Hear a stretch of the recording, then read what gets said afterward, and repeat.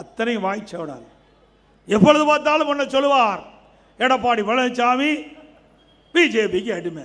எத்தனை முறை தான் சொல்றது? கேட்டு கேட்டு மக்களுக்கு புளிச்சே போச்சு. வேற என்னத்தை, வேற கீரல் விழுந்து இருக்காது மாதிரி இதுதான் சொல்லிட்டு இருக்கிறேன். எடப்பாடி பழனிசாமி பிஜேபிக்கு அடிமை, அண்ணா திமுக பிஜேபியுடைய அடிமை, அண்ணா திமுக அலுவலகம் டெல்லியில் இருக்குது. இதைத்தான் நீ பேசிட்டு இருக்கிற. ஆனால் நடைமுறையில் இருப்பது திமுகவுடைய அலுவலகம் தான் டெல்லியில இருக்குது. நேற்று தினம் கனிமொழி பத்திரிகையில் பார்த்துருப்பீங்க, ஊடகத்தில் பார்த்துருப்பீங்க. காங்கிரஸுக்கும் திமுகவும் கூட்டணியில் குழப்பம் வந்தாச்சு, விரிசல் வந்தாச்சு. காங்கிரஸ் கட்சிக்காரன் ஆட்சியில் பங்கு வேணும், கூடுதல் சீட்டு வேணும் கேட்குறாங்க. திமுக காரன் கொடுக்க முடியாது அப்படின்னு மறுக்கிறார். 2 பேரும் வார்த்தை போர் யுத்தம் நடைபெற்று விட்டது.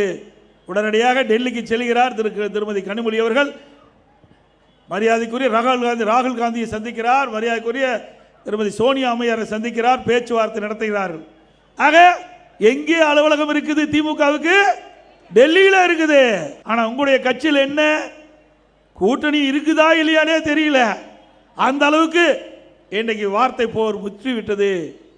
இன்றைக்கு உதயநிதி ஸ்டாலினும் திரு ஸ்டாலின் அவர்களும் சொன்னார்கள், காங்கிரஸ் கை கொடுக்கும் சொன்னாங்க. காங்கிரஸ் கையை விட்டு நழுவுற மாதிரி இருக்குது நிலைமை. அதுதான் கிட்டத்தட்ட 2 மாதத்துக்கு முன்பு நம்மை பற்றி எப்படியெல்லாம் விமர்சனம் செய்தார்கள். எடப்பாடி பழனிசாமி கூட்டணிக்கு கூவி கூவி அழைக்கிறார் என்று சொன்னார், கிண்டலா பேசினார்.